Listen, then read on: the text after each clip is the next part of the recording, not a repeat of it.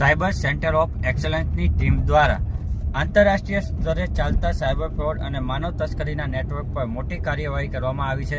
સુરત ખાતે રહેતા કૌશિક અશ્વિનભાઈ પેથાણી અને ધ્રુવ કનુભાઈ ડોબરિયા બંનેની ધરપકડ કરવામાં આવી છે. આ બંનેએ નિર્દોષ લોકો અને યુવાનોને વિદેશમાં મોકલી ત્યાં આગળ જઈને તેઓની પાસેથી સાયબર ક્રાઇમ કરાવતા હતા અને આ અંગેની માહિતી ગાંધીનગર સાયબર સેન્ટર ઓફ એક્સલન્સના એસપી વિવેક ભેડાએ 5 માર્ચના સાંજે 5 વાગે પ્રેસ કોન્ફરન્સ કરીને આપી હતી.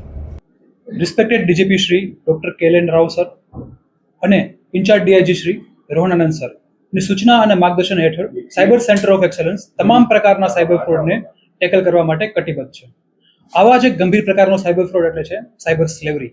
તો આ જ ગંભીર સાયબર સ્લેવરીના ગુનાના 2 આરોપીને સાયબર સેન્ટર ઓફ એક્સલન્સ દ્વારા ઝડપી પાડવામાં આવ્યા છે. તેમાંથી એક આરોપી છે કૌશિક પેથાણી, તેમની અમરેલીથી ધરપકડ કરવામાં આવેલી છે અને બીજા જે અમારા જે અક્યુઝ છે અને જે ફ્રોડસ્ટર છે એનું નામ છે ધ્રુવ ડોબરિયા, જેમની સુરતથી ધરપકડ કરવામાં આવેલી છે. આ વસ્તુમાં જે ધરપકડ કરવામાં આવી છે અને આ બંને જે સાયબર સ્લેવરીના એજન્ટ છે તેમની ખાસ બાબત કોઈ 2-3 વસ્તુઓ છે. એક તો એ છે કે જે કૌશિક પેથાણી છે કે જેનો આઈફોર્સી તરફથી અમને એક ઇનપુટ મળેલો હતો અને એમાંથી એક વસ્તુ ધ્યાનમાં આવેલી કે આનું એક જે સ્કેમ જે સેન્ટર્સ હોય છે અને સ્કેમ સર્કલ્સ છે એમાં એમનું નામ છે અલીબાબા. એટલે અલીબાબા જે પ્રકારે કેવું હોય છે કે લોજિસ્ટિક્સની end to end service provide કરતા હોય છે, તો એવી જ રીતે આ કૌશિક પેથાણી છે એ સાયબર સ્લેવરીની end to end service provide કરતા હતા. એક વસ્તુ તો એ છે કે સૌથી પહેલાં તો લ્યુર કરવું કે જોબ માટે, તો જોબ માટે તે લાલચ આપતી કોઈ એડવર્ટાઇઝમેન્ટ આપી, એના દ્વારા સંપર્ક કર્યા બાદ આજે કૌશિક પેથાણી છે તો એ ટેલિગ્રામ ચેનલ પર ઇન્ટરવ્યૂ કઈ રીતે આપવા તેની તાલીમ આપતા હતો. તેમજ રાઇટિંગની જે સ્પીડની ટેસ્ટ હોય છે તે ટેસ્ટ પણ લેવામાં આવતી હતી. ત્યારબાદ રિક્રુટમેન્ટ કર્યા બાદ જે લોજિસ્ટિકની વ્યવસ્થા છે એટલે કે પાસપોર્ટનું જે અરેન્જમેન્ટ કરીને જે પહોંચાડવાની એક વ્યવસ્થા કરવી, સાથે સાથે રહેવા અને જમવાની વ્યવસ્થા કરવી એ પણ કરતા હતા. એટલે કે એન્ડ ટુ એન્ડ સાયબર સ્લેવરીનું આખું જે સ્કેમ છે એ ચલાવતા હતા. તો આ બંને આરોપીની ધરપકડ કરવામાં આવી હતી. બીજી એક ઇન્ટરેસ્ટિંગ વસ્તુ આ કેસમાં એ છે કે આ બંને આરોપીઓ છે અને આ ગુનાના જે આરોપીઓ છે તે અલગ અલગ દેશ છે, આપણે સાયબર સ્લેવરી માટે જે ઇન્ફેમસ જેટલા જે કુખ્યાત દેશો છે તો ત્યાં એ લોકો જે વિઝિટ કરી ચૂકેલા છે. એમાં છે લાઓસ છે, કેમ્બોડિયા છે, મ્યાનમાર છે, થાઈલેન્ડ છે, યુએઈ છે અને શ્રીલંકા છે. આટલા દેશોની વિઝિટ કરવામાં આવેલી છે આ ગુનેગારો દ્વારા. અને બીજી ઇન્ટરેસ્ટિંગ વસ્તુ એ ધ્યાન પર આવેલી છે સાયબર સેન્ટર ઓફ એક્સલન્સ દ્વારા કે અન્ય બે બીજા કન્ટ્રી છે કે જેને એક્સપ્લોર કરવા જઈ રહ્યા છે. એક છે જ્યોર્જિયા અને એક છે સાઉથ આફ્રિકા.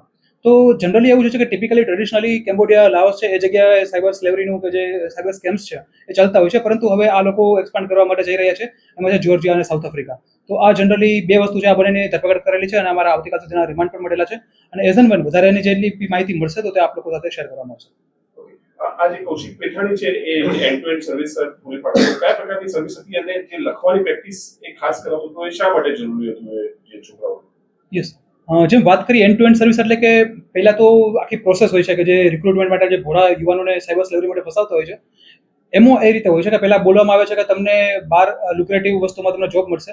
ત્યાં ગયા બાદ તમારી પાસે પાસપોર્ટ જપ્ત કરી લેવામાં આવે છે અને જપ્ત કરી લીધા બાદ એમની પાસે સ્કેમ કરવામાં આવે છે વિવિધ સાયબર જે ફ્રોડ સેન્ટર્સ હોય છે, સ્કેમ સેન્ટર્સ છે ત્યાં. આ વ્યક્તિ એ કરતા હતા કે રિક્રુટમેન્ટ માટેની પહેલા તો એડવર્ટાઇઝમેન્ટ આપવી, તો એ એડવર્ટાઇઝમેન્ટ તો આપતા જ હતા. એડવર્ટાઇઝમેન્ટ બાદ કોઈ પણ જે વિક્ટિમ છે તેમનો સંપર્ક કરે છે. સંપર્ક કર્યા બાદ એ માણસને કઈ રીતે ઇન્ટરવ્યૂ માટેની તાલીમ આપવી એ પણ એના માટેના વિડીયો શેર કરતા હતા કે આવું વસ્તુ બોલશો તો તમારું રિક્રુટમેન્ટ થશે. પછી જનરલી કેવું હોય છે કે જે સ્કેમ કરવાવાળા વ્યક્તિ હોય છે તે ઘણી વખત વેટિંગમાં પણ કરવા માટે બહુ ફાસ્ટ હોય છે કે કઈ રીતે જે વિક્ટિમ છે કે ભોળા અરજદારો છે તેની સાથે વાત કરવી. તો સ્પીડ પણ ઘણી જરૂરી હોય છે, ઘણી સોફ્ટ સ્કિલ્સ જરૂરી હોય છે સ્કેમસ્ટર્સ માટે. એટલે આપણે જાણીએ છીએ કે આ બધી સાયકોલોજીકલ ગેમ છે. તો એના માટેની પ્રેક્ટિસ કરાવવા માટેના જે વિડીયો શેર કરવાની તાલીમ આપવી, તો એ તાલીમ આપતા હતા, બીટ રાઇટિંગ ઓર બીટ સ્પીકિંગ. તો બંનેની તાલીમ આપવામાં આવતી હતી. તો એ વસ્તુ કરતા હતા. તાલીમ બાદ આખી પ્રોસેસ હોય છે કે પાસપોર્ટ લીધા બાદ કઈ રીતે પાસપોર્ટમાંથી ત્યાં પહોંચવું અને પાસપોર્ટની ટિકિટ બુક કરવી, ત્યાં ગયા બાદ પણ એમને કઈ જગ્યાએ રહેવું, શું પ્રકારે ખાવું પીવું, બધી જમવાની. તો એના માટે રેસ્ટોરન્ટની પણ એમની કોઈ ડીલ થયેલી હતી, એના પણ અમારી પાસે પુરાવા મળેલા છે. તો ત્યાં કઈ કઈ જગ્યાએ ખાવા પીવાની સુવિધા પૂરી પાડવામાં આવતી, કઈ જગ્યાએ રહેવાનું વ્યવસ્થા પૂરી પાડવામાં આવતી, એ બધું પણ આમના દ્વારા કરવામાં આવતું હતું. એટલે આ રીતે એન્ડ ટુ એન્ડ સર્વિસ કે જ્યાં રિક્રુટમેન્ટથી લઈને ટ્રેનિંગથી લઈને ત્યારબાદ સિલેક્શન થયા બાદ મોકલવાથી લઈને ત્યાં રહેવા જવાની વ્યવસ્થા પૂરી પાડવી, આ એન્ડ ટુ એન્ડ સર્વિસ પૂરી પાડવામાં. કેટલા લોકોને આવી રીતે ફસાયા છે, કેટલા લોકોને મોકલ્યા છે, કેટલા લોકોને મોકલ્યા અને પૈસા કેટલા લેતો હતો? કારણ કે આ જે આરોપીઓને મોકલતો એને કંઈક કમિશન મળતું હશે. યસ, એમને કમિશન મળતું હતું. એ વેરાય હતું 70,000 થી 1.5 લાખ સુધીનું એક વિક્ટિમને મોકલવા માટે. એમાં પણ કેટલા લોકોને મોકલેલા છે એમાં એવું છે કે એજન્ટ અને સબ એજન્ટ હોય છે. આ જે કૌશિક છે એ મુખ્ય એજન્ટ હતો, એની નીચે જે છે આ ધ્રુવ છે એ સબ એજન્ટ હતો. તો કૌશિક જે છે એની નીચે ધ્રુવ જેવા ઘણા બધા એજન્ટ છે, એ તમારી તપાસ કરે